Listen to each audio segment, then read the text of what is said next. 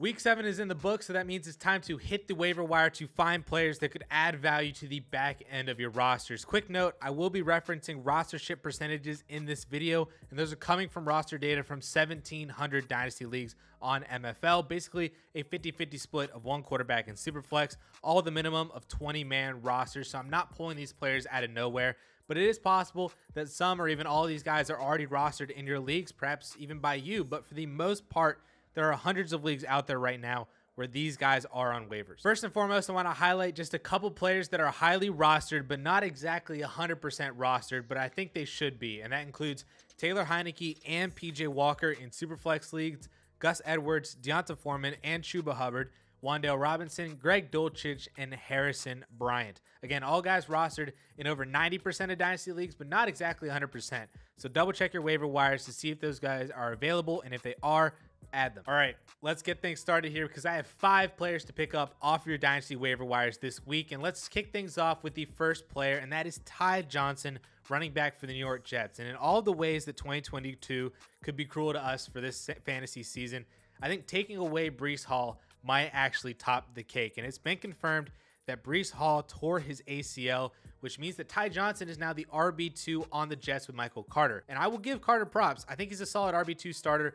without Breece Hall for the remainder of the year. But Johnson could get enough work to make him viable as a desperation flex every single week, with the ultimate upside of being the fact that he's only an injury away from a workhorse role himself if Michael Carter were to get injured. Johnson has shown that he can be a good fantasy player when his number is called. I mean, he had 4 top 20 weeks just last season and then 2 back in 2020. And I think the fact that he's available in 22% of leagues right now on my fantasy league tells me that basically everybody out there should have at least one waiver wire claim put in for this week. With the amount of fab spent on Ty Johnson, I think ranging anywhere from 25 to 50% really, depending on your need at the running back position. Speaking of knee injuries, just moments before Breece Hall went down, DK Metcalf also left with a knee injury and was immediately ruled out. Now, reports this morning are saying that it's not actually a severe knee injury and that DK actually just hurt what Pete Carroll said was hurt his patellar some. So I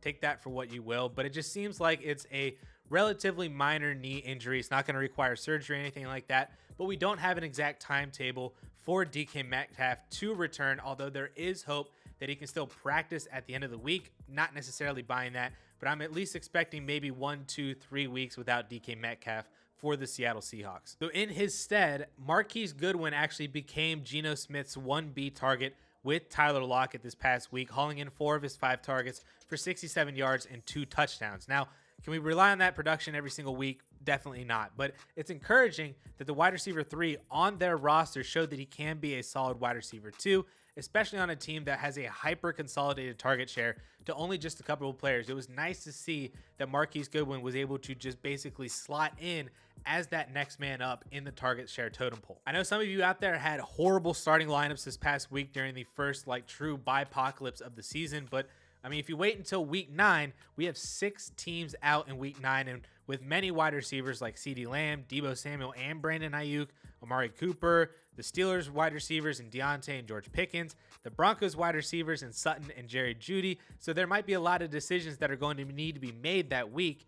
And if DK Metcalf is still out at that point, Marquise Goodwin might just be needed for a lot of people out there. So the fact that he is also only rostered in 4% of Dynasty leagues tells me that every manager basically should have at least 2 waiver wire claims this week in both Ty Johnson and Marquise Goodwin. Move over to the most rostered player on this list so far this week, and it's actually a blast from the past on the New York Giants offense, and that's Darius Slayton. Now, Slayton was the second highest targeted player this week behind Wan'Dale Robinson, hauling in half of his 6 targets for 58 yards and a touchdown. And this Giants team is just so desperate for offensive weapons outside of Saquon Barkley and what I now project to be Saquon and Wan'Dale Robinson. They're looking for a third guy, and maybe Slayton can rejuvenate this offense and potentially his career over the second half of the season. Now, there are reports that teams were actually calling the Giants front offense to trade for Darius Slayton, but Brian Dabble apparently just likes his side speed combo, and he could be helpful in their depleted wide receiving room. And that trust seemed to pay off this week and could continue to pay off moving forward if he continues to see a solid target share from Daniel Jones. And if he's available in your league, I would add him over a bunch of other wide receivers that are more commonly rostered, guys like Sammy Watkins, Randall Cobb, Mac Hollins. Calvin Austin is really highly rostered for some reason. I would take Darius Slayton over Calvin Austin, Olamide Zaccheaus, and then probably even his own teammate, Kenny Golladay. I'd take Darius Slayton over all of those guys if he is still available in your league. Next, we get to the third big injury of week 7, which was Chargers wide receiver Mike Williams, who had just a horrible ankle injury after watching it. Definitely, I do not recommend watching the slow-mo of that play unless you really, really want to vomit.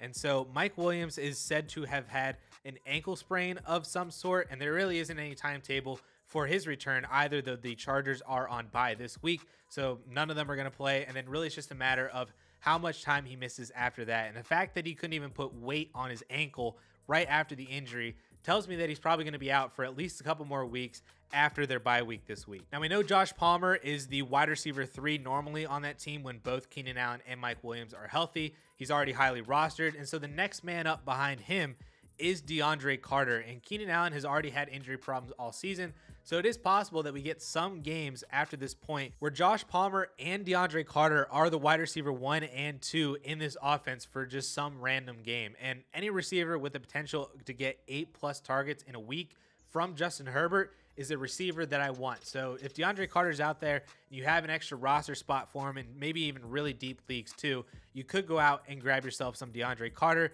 and just kind of see what happens. Maybe you wait a week because they are on bye this week. But if you want to throw a few percentage points of fab on him and you have an extra roster spot, definitely wouldn't hurt just to see what you get in DeAndre Carter. So literally as I was about to finish recording this video, we just got the news that the Colts are benching Matt Ryan for Sam Ehlinger for the remainder of the season. And I mean, Matt Ryan has looked absolutely awful all year. He leads the league in interceptions, leads the league in fumbles. So it makes sense that they just want to move on from him because he looks like a washed up veteran quarterback right now. And I think it also makes sense that they don't throw in Nick Foles in there. They throw in Sam Ehlinger just to see what they have in him, because either he's going to be good enough that he shows them something that maybe they give him the keys in 2023, or he just doesn't do well and he plays their way into a potentially top 10, top 5 pick in the 2023 draft that they can use to draft a quarterback. Now, I don't know if Sam Ehlinger is actually good for fantasy or not. That will remain to be seen, but the fact that he is available in over 60% of Superflex leagues on MFL right now, I think is just telling in the fact that he could be picked up and just thrown into your Superflex spot if you really needed a spot starter as bye weeks continue, as injuries continue.